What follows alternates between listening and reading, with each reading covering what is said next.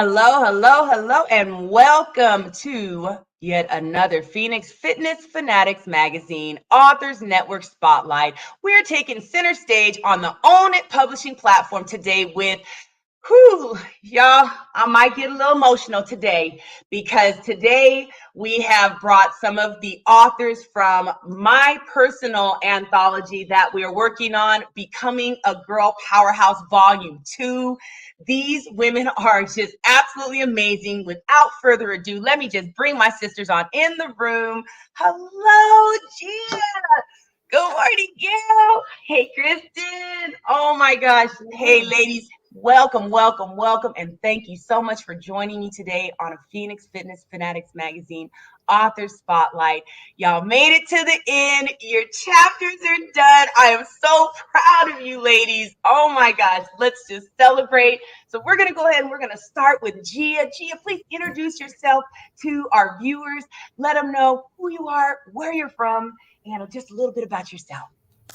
Hi, ladies. Hi, everyone out there. My name is Gia Castile Brown, and I am from Oakland, California.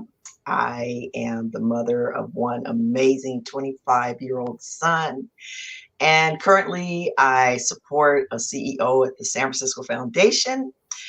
But in real time, I am Phoenix of Phoenix's Fountain Wellness Coaching, where I serve women to teach them how to empower themselves to have a fuller and more life full of gratitude and overall wellness in their life. Awesome, awesome. Thank you so much, Gia. Miss Gail, please introduce yourself. Hi, everyone. My name is Gail Chapman Rucker. I was born in Jackson, Mississippi. I lived in California for over 16 years, and then I relocated out here to uh, delicious Detroit, Michigan.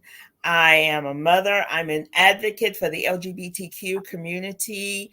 I'm an educator and a supporter, and I get to be an author along with being uh, a cheerleader for my kids and my family and friends. So, Awesome. Thank you, Gail. Welcome, JoJo. Go ahead, Kristen, introduce yourself. Hi, everyone. I'm Kristen. I live in Saco, Maine, and born and raised here. So, I was a former educator. I left that. I have an 8-year-old little girl who's the reason behind my story. So, I work on helping people bring balance into their life through my company, Balance Unlimited. Awesome. Thank you, Kristen. And last but not least, beautiful JoJo, Joanna Choir. Welcome, welcome. Introduce yourself. Hi, yes. Hi, I am a mother of two beautiful girls, 21 and 19. They are beautiful. I live in Southern California. I live in the city of Duarte, just east of Pasadena by the Rose Bowl. I am a life coach, a motivational speaker, and an author, three-time best-selling international author. And I look forward to having my chapter in this wonderful book, The Girl Becoming a Girl Powerhouse. And I look forward to sharing my story so that I can help others grow, learn, and become whatever they want to be. I'm also the host for JoJo's Mojo on Mupo Entertainment, and I am going into comedy. I don't have my hair in curlers right now, but uh, I will be recording for my show the next few days. So it's going to be a lot of fun and a great adventure. And it's great to be here with you ladies. Thank you, thank you, thank you, ladies. So I'm going to give you all just a little bit of backstory on the Becoming a Girl Powerhouse and how it all came to be. So during COVID, I was laid off and I decided to create a women's group. I prayed on it and I was sharing backstage that, there's so many earth angels out there, and I prayed God to just please connect me with each and every one of them that I could just have around me. And I'm going to tell you on the screen, I've got some amazing ones here with me, and the group has over 360 amazing, wonderful women in the group. We all have stories. And as I started to get to know all the women in the group, I was hearing so many phenomenal just backstories about them and what made them who they are. So I decided last year to ask a few ladies to start, to share their stories, because there's somebody else out there that is struggling with the same thing, or maybe it's a little bit different, but it's kind of the same, and they can relate to what you have to share. So our story is not our story, it's for someone else, because they need to know that they're not alone out there. You know, these women have overcome some serious traumas, and they've turned them into triumph. And they're here to just empower all of the women out there to step into their power and purpose and do the same. So let me go ahead and just go around the room. And I want to just ask, what inspired each one of you ladies' chapter. So we're going to start with you, Gia.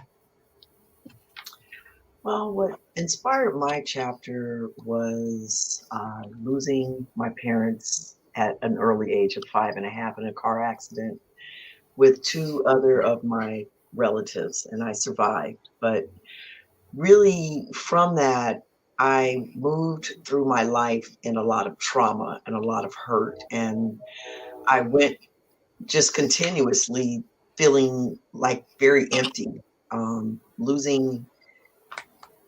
People don't think losing parents is traumatic or it's abandonment, but it is a form of abandonment. And that's really what inspired my story, because in moving through life, feeling unequipped, feeling unloved, feeling just a sense of loss, it created and developed. I made a lot of mistakes in my life, ended up making a lot of financial errors, bad relationships.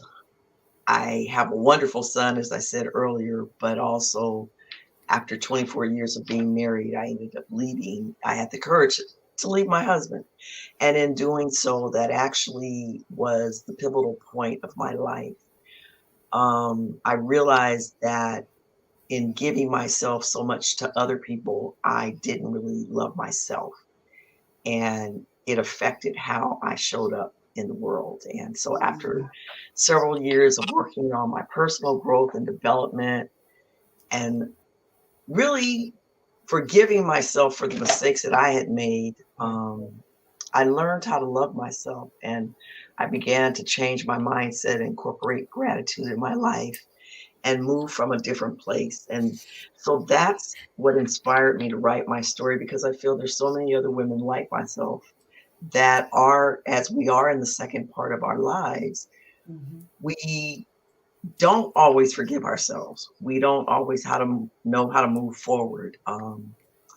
But I do know that all things happen for a purpose. And all the lessons that I've gone through in life were there for me to also help other women, to help learn how to empower themselves and to know that it's not too late.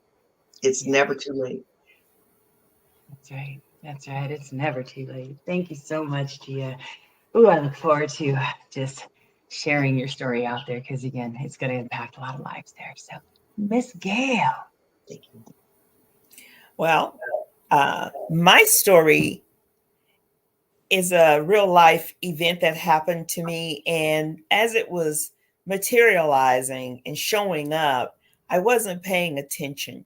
You know, how you become so distracted with everything else that's going on in your life, and how you're having these sidebar conversations with God. But when God does answer you, you're still not paying attention. And so when the event in my story that showed up for me, because I was struggling, I was in a job that I believe I had outgrown. And I had been, I felt like I was in some form of fashion of bondage, and I was beginning to hate life. Even though they treated me well, I just wasn't enjoying it like I needed to. And when this event happened, it was like time had stopped for me. And I felt as if I was standing in the middle of a cyclone, and it was just God and myself talking. And I was at a crossroad, and I was standing there looking at everything materializing and the possibility and the potential for better would be great for me, but I had to make a move. I was stuck. I was standing still because I was afraid of the unknown, and I was afraid of um, bucking the system. You know how you're always supposed to allow the gentleman, the husband, to lead, and you're supposed to willingly go along. And so many other things were going on in our lives that I just kept missing the sign until one day, just out of the blue, something happened and it put me on a different path. And I thank God for it. But as it was happening, I still was struggling. And after I made peace and I prayed about it, I was like, okay, okay, God. I kept reminding God of the things that I am not. You know, I kept saying, now, I don't know what I'm doing, right? I just keep checking in. I don't know what I'm doing, but if you say it's okay, okay. So I said yes to God. I said yes to me. And I stepped out on faith. And I've been running on faith ever since. And that's my chapter in the book. You'll get to see behind the scenes of what actually put me at the crossroads to where I am now. Awesome. Thank you so much, Gail. Oh, Kristen. Yeah. Gail, your story sounds very similar to mine a little bit. Okay, okay. Yeah, a year ago I was an assistant principal at a school for students with disabilities. I was burnt out, I was tired. And I just didn't feel like I was making a difference anymore, and it was really starting to impact me and my family. And that was the biggest thing I mentioned. I have a 8-year-old little girl. She was 7 at the time, and she's the precipice behind me making this decision of leaving this field that I'd worked really hard for, that I never thought I would leave, and just kind of taking a leap of faith and figuring everything out. I had no plan. I was going to substitute teach. I was just done. So, just that being at such a high level and being so, just realizing that it just wasn't worth it, pushed me into something else, something much better that I'm in now. So Awesome, awesome. Thank you so much, Kristen. And Miss JoJo. Hi, yes. Wow. This is an amazing, wonderful live with you ladies. Yes, definitely. We've all hit bottoms. My story is I suffer from addiction. And so I was depressed my whole adult life, married for 26 years. And I had lost my mom tragically in my arms after 3 weeks in the hospital. We had taken her home, and within 20 minutes, she was gone. I had to call emergency 911 and do compressions. And it was a very, very hard time for me. And because it was so traumatic, I decided after that I was going to try everything that came my way. So what I did was I started doing meditation. I was very depressed. I had suffered from depression. I had a breakdown in 2014. Mm. And I went into a rehab, and I was able to be sober for 2.5 years. But when my mom passed away, I relapsed, and I decided what I was going to do is come back. Now I have 3 years again in my recovery. And so after my mom's death, I had decided I was going to try everything. So in my depression, I was listening to YouTube, and I found Les Brown. Mm. And when I found Les Brown and I was getting depressed again, and I was heading towards another breakdown in 2018, I didn't want to go back to that space again. So in my chapter, I have a lot of quotes from Les Brown. So what I decided to do was join his motivational speaking course during COVID, and that opened my world. There were over 1,000 members that joined, and I was a part of a virtual speaking of 20 speakers in this program from the Power Voice system. So after that, it just led me on to the next door, which was getting my certification for life coaching, and the next door, becoming a speaker on stage doing competition. All these book compilations had opened up, so I was able to share my story and add everybody in my rise the last 4 years, and what they've helped me with, just opening my world up because the trauma was so great. I was able to just face my fears, try new things. I landed into videotaping myself with my own show, interviewing people. I had never done it before. I had to learn how to edit, film, everything. I had to learn everything on how to have my own show. So I found Mupo Entertainment, and it was really exciting because I was able to get on a platform where we're helping each other have our own shows. We're helping each other accomplish things that we don't even think we knew we could do it. Right. So because of my bottoms, because of my trauma, I have infancy trauma. My dad was a war veteran, a blackout drinker, and so I had gone through a lot of trauma as well. But because I had two loving parents, even though my dad suffered from that and my mom suffered from domestic violence, I was able to come out of all that and open my heart. And so all that wonderful, yummy goodness is in my chapter. And I'm really excited to share it with the world. And I just want to encourage all women out there, if you're at your bottom, if you don't want to live, because sometimes you don't want to live, that there's us out there, the Girl Powerhouse Network Volume 2, and we're here to support all the women across the world. Yes. Mupo's in 144 countries, and there's going to be a rise for women in the world, freedom and just being who we're born to be, and not let the downtrodden aspects of life take us. And I'm really excited to share my story. And I'm just about to go into comedy for Mupo Entertainment. I'm really excited. I've helped about 8 women leave toxic relationships over the last 26 years and find self-love. And that's what I've done for myself. So I'm excited to be here with you ladies. Thank you. Thank you. Thank you. Oh, awesome. So look, y'all, right here. Y'all hear it. This is just powerful, powerful, powerful stuff here. These ladies, man, we got to cut for a quick commercial break, and then we're going to dig a little deeper into the lives of these ladies, the authors of the Becoming a Girl Powerhouse, Volume 2.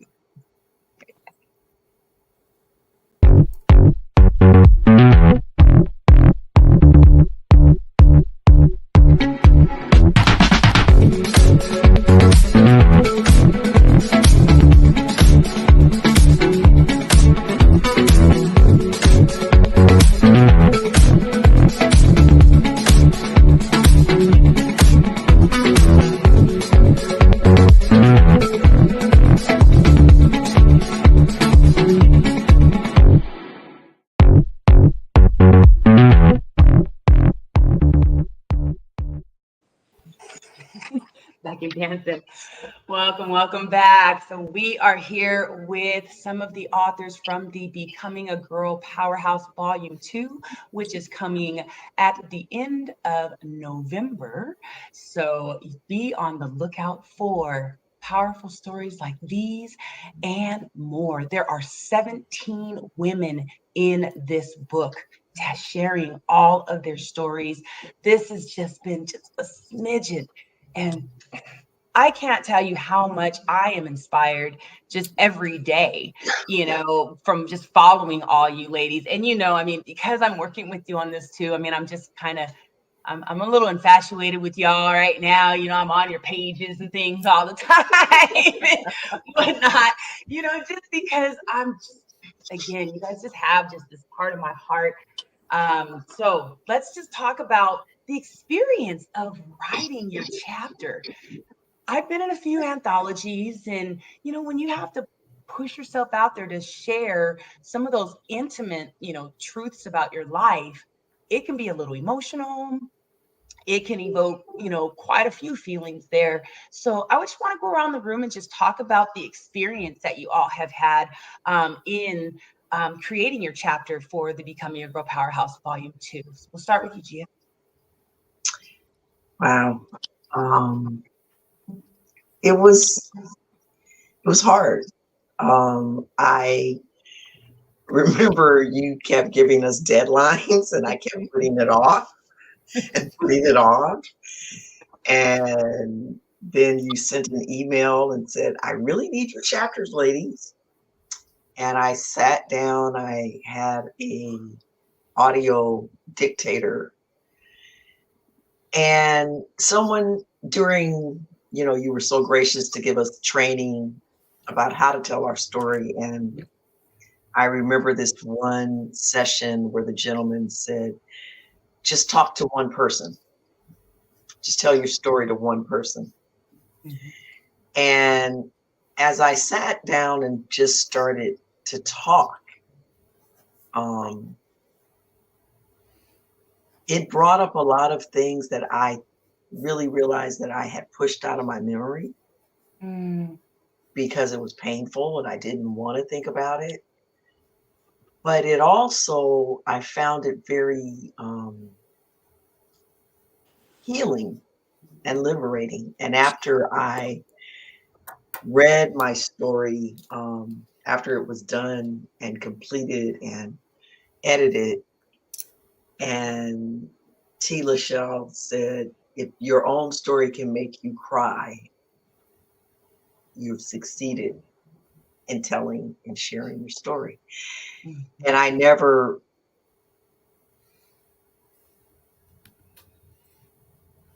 can only say that again, that, when we go through things in life, I've realized it's for a purpose. It's not for ourselves, it's for other people. Yeah. And that the healing that I experience will heal somebody else, that it will do that for someone else. Yes. So it was very empowering. I'm very thankful to you, Tiffany, that you encouraged me to do it, because I wasn't, and I was very fearful, and even just, being vulnerable to other people. I think that's the other piece. When you put yourself out there, you don't know how you're going to be received, but it's not, again, for you. But it is for you. It's first for you to heal other people. So I'm really grateful to be a part of this project. Thank you, Gia. All right, Gail. Well, for me, I never really wrote down my story because I had stored it away in my memory bank.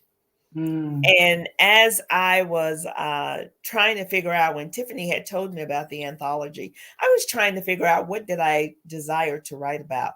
And then it just came back to me like gangbusters. I said, I don't have to struggle, because all I have to do is tell the truth, because the truth is the truth no matter what. And no matter when you present it, it's still going to be the truth.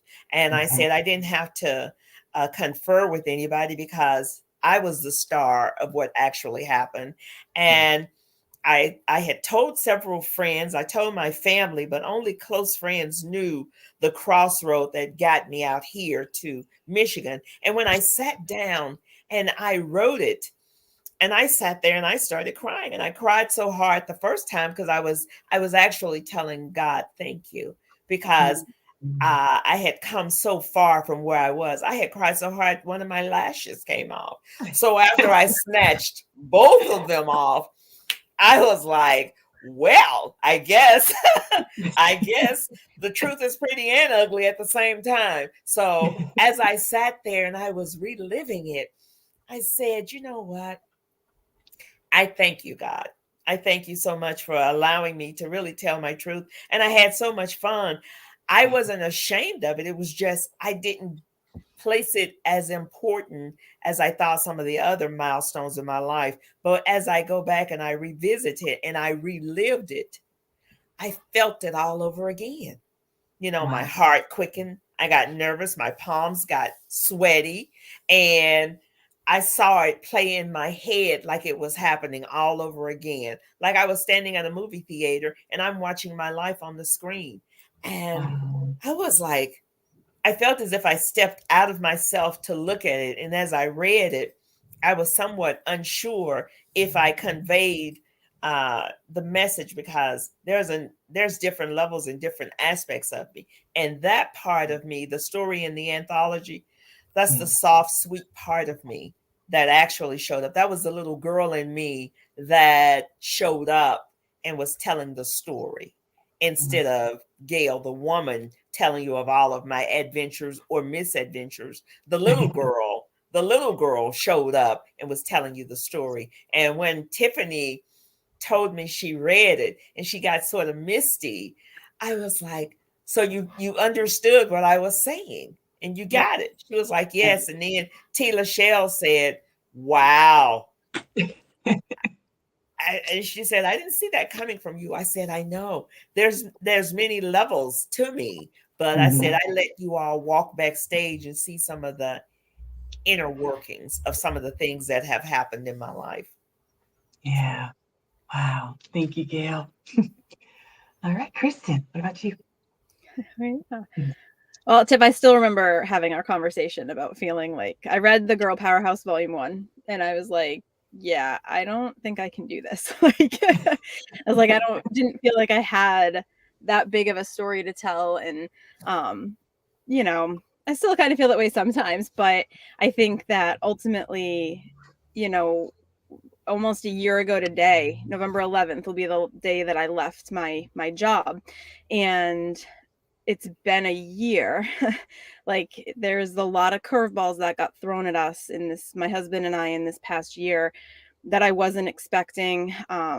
Really like low lows and trying to figure it out. And I think that I spent so long so miserable in that position that, you know, I think about that and I have conversations with people. And I do feel like writing this has really helped me to be like, look, like you can do this. You can get out. You can be okay. Like, and it's going to be okay. And so that's kind of like, you know, how it's kind of worked. And for me, the writing of this story, I told Tiff the first draft, I was like, this is horrible, and I like rechanged it entirely. But like that process, I had an entirely different emotional experience. I Writing this, I felt happy, like that I had made the right decision, because over this past year I have not always felt that way.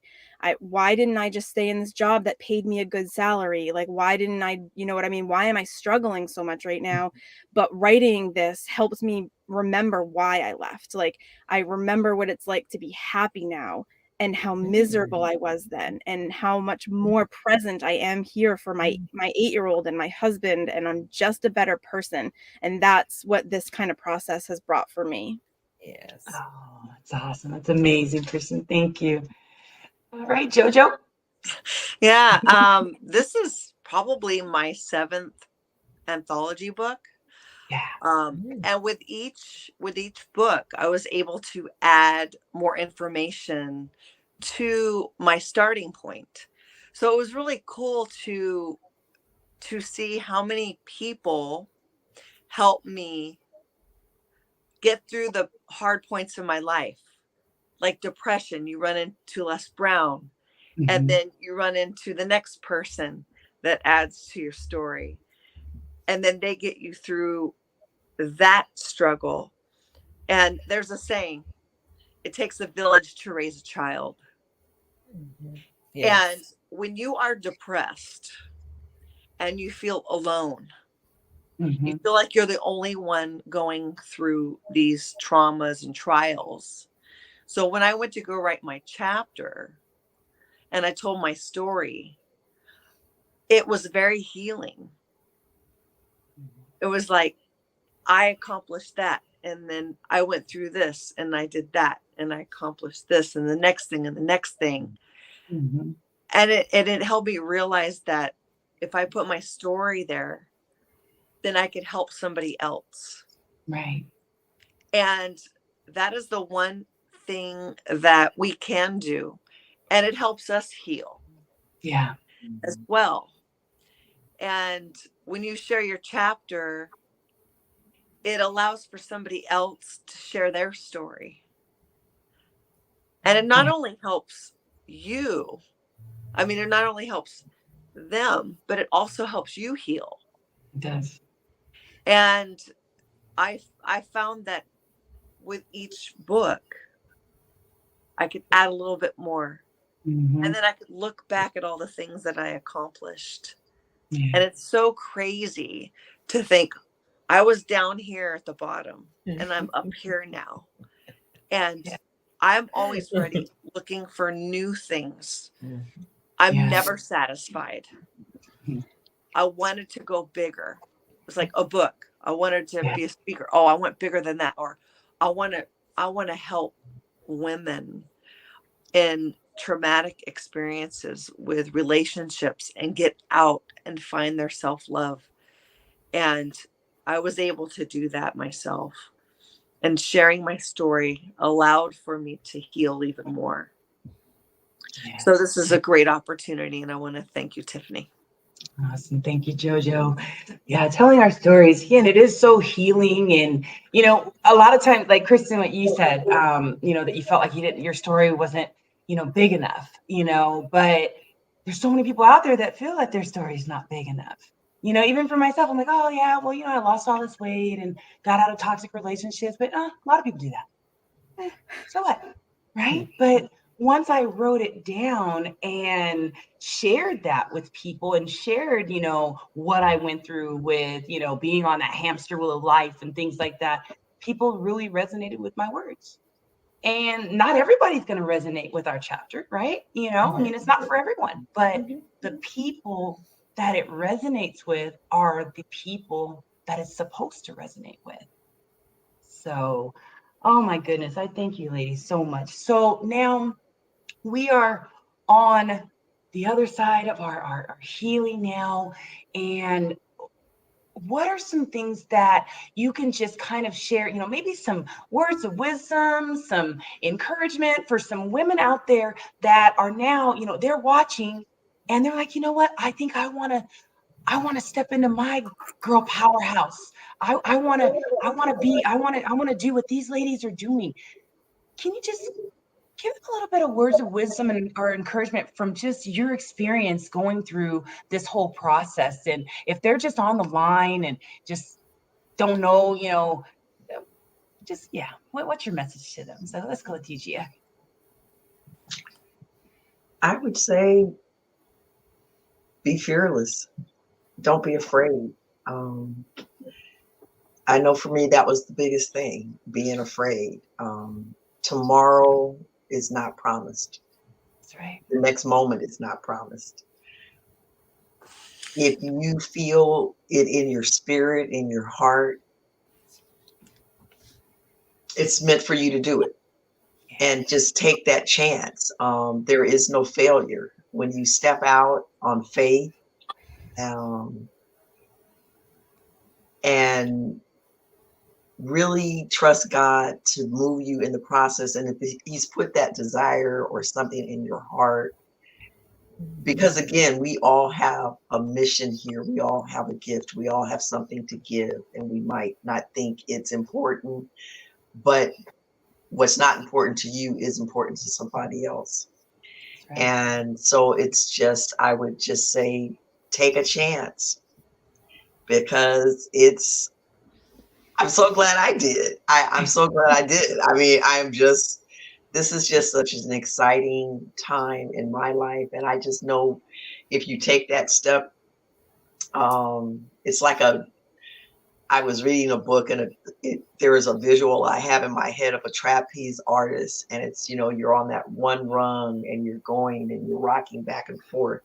And it's in that time where you have to take that leap of faith, but take that leap because it'll be worth it and you'll be caught on the other side. Awesome. Thank you, Gia. All right, Gail. Gia, I love your analogy because I was speaking with Tina and I was telling her that some of the things that I have been doing in my wildest imaginings, I would have never, given it thought years ago. But I feel as if I am standing on the edge of the dream. And I feel as if I am that little girl, that lady standing there at a game of double dutch jump rope. And if you've ever done double dutch, you just can't jump in it. You have to stand on the outside and get the rhythm of what's going on with everybody else before you can even find your own courage and to jump into the game. And I felt as if I had likened myself to being put on a shelf and just being left there. And I felt as if God was separating me from all that I knew, because I left all my family in California. So when I moved out here, I was by myself. I was calling to California every day. I was crying. I was, boo-hooing. But then as I thought about it, I said, God, I'm playing double dutch. I'm just standing on the outside waiting for my opening, because every opening that presents itself is not for you. So when my opening showed up for me, I was ready. I had the strength. I had the fortitude. I wasn't afraid of myself. I had never been afraid of my own voice. It's just, I was afraid of letting other people hear it, because they always wanted me to be the nice little delicate, dainty lady. And I am not that chick. So when the opportunity presented myself and it was my turn to jump into the double dutch game, I jumped in at full speed. I was ready. I was like, whoo, I've been waiting all my life. And I finally found my place under the sun. So I was like, thank you, God. Me and double dutch, we're going to be all right. Okay. So we just telling everybody, just jump. Just jump. Okay. All right. Thank you. All right, Kristen. Love those analogies, ladies. Those are great. Yeah, I think just kind of going back, right? Like, no matter how big or small you think your story is, writing it from your perspective could impact people in a way that you don't know. The people that could connect with your story are people that you haven't met, that you don't know, you can't imagine, right? And you could just be helping people. Going back to what Jojo said, right? Like, man, it does feel, when you feel alone, like, it sucks and it's rough. And so, writing it out there is good for you. You get it to get it out there. And then, if you want to, you also get to help other people, connect with what you're going on. Your words are your own words, right? So it doesn't matter if all 5 of us have the same story. It's not going to be the same story. We're going to have our own, things that happen to us, our own words of how we're going to write it. And so it's not the same, even if it sounds like it's the same. It's you and yours, and it'll only be yours, and nobody else can do that but you. Okay, thank you, Kristen. All right, Jojo. Yes. Oh my. Put your mask on first. I'm an essential worker, right? So I had to put my mask on because, it was hard to work with people going through this major trauma around the world. I had gone through so many traumas already. So I experienced trauma, but with COVID and everything, it seemed to me that this was the first big trauma for a lot of people. And I was highly empathetic, and just my heart was full. And with each customer that would go through my line in the register, I just felt so full and heavy for them. But I knew, because I had gone through a bottom so major, that I got through that, and I knew that I was okay. And I would be a light to the people around me, giving them hope and letting them know that they can get through this and it's going to be okay. It might not feel that way. I just want to put out there that we are special in our own unique way. Out of millions of sperm, we were chosen. We have a special gift. I'm the baby of 5 children, and my mom, out of all the children, I'm the only one that she named, and she pulled my name out of the Bible, and it means God is gracious. And Joanna administered to Christ, and my mom pulled that name especially for me. So I want to encourage all women out there who don't love themselves. You are love, and find someone to help you. Find mentors. I've had several. And if I were to give you one bit of advice, love yourself, because you are beautifully and wonderfully made, and you can get through anything. And where two or more are gathered, energy, God's source universe is there.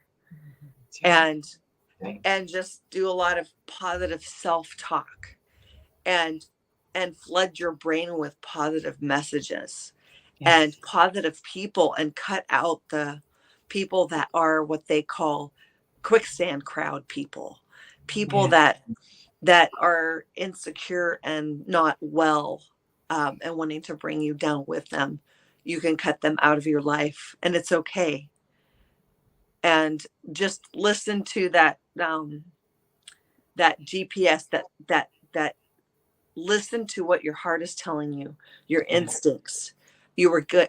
You were given those instincts for a reason. Listen. Yeah. And those are very powerful things you can do to come out of depression and rise to your greatest expression of yourself and self-love. And it's important, and it's not selfish. Right. Like for centuries, as women, we were taught that it was selfish to take care of yourself. We were taking care of everybody else but ourselves. And that's the one thing that I learned that's the most important. And I have 2 beautiful daughters, and I want them to know that they can be whatever they want to be. They could do whatever they wanted to do. They don't have to be around people that pull them down. They can be around people that lift them up. And they can experience all that I've experienced and more. So go out there and be yourself, and give to the world your gifts.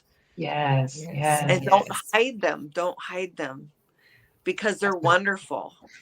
And yeah, no one's perfect. And we do make mistakes, but we get back up, we dust off, and we just go again and go again.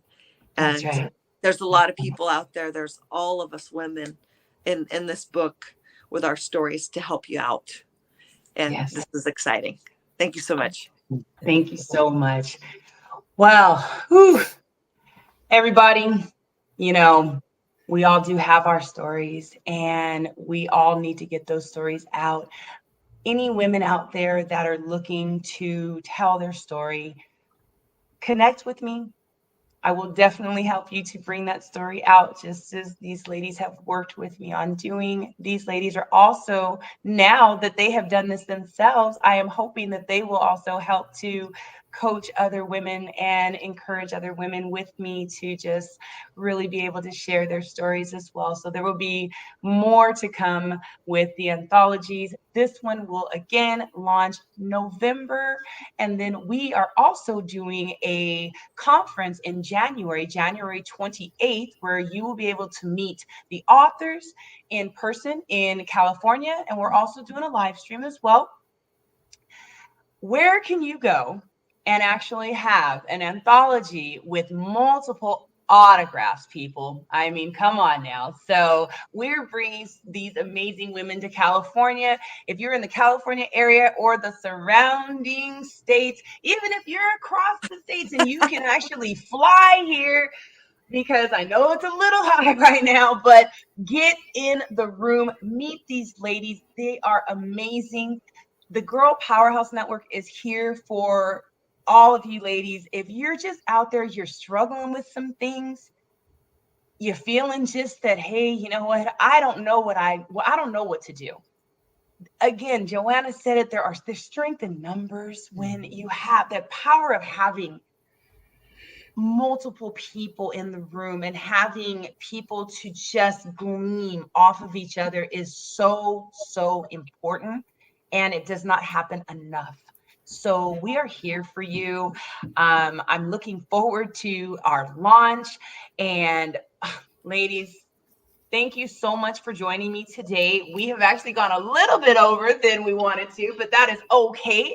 We're also going to be having some of the other authors coming on next week, Tuesday, and then we're going to have even more of the authors. I'm trying to get everybody in the room, so if I can get all 17, hey, Becoming a Girl Powerhouse Volume 2 authors, if you are listening in, catching the replay, I need you in the house.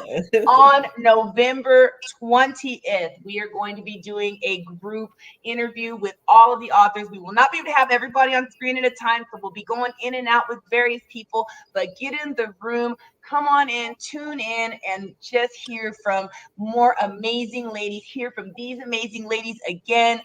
Ladies, anybody have anything else you want to share before we get up out of here? Go get them. Go get them. Yes, go get them. Have faith in yourself. Have faith in your abilities. Know that your story matters, regardless of how little you feel it is, because it is not. It is extremely important. So tell it, share it, go up to the tops of the mountains, scream it out, because you are going to make an impact on the world by doing so. We love you so much. We hope that you go to the girlpowerhousenetwork.com. Check out the authors. They will all be there. You'll get a little snippet of their story there, and then you'll be able to actually purchase the books from your favorite author right from that website. So love you guys so much. It's Phoenix Fitness Fanatics. Again, taking center stage on the Own It platform. And we are out of here, ladies. Take care. Bye-bye.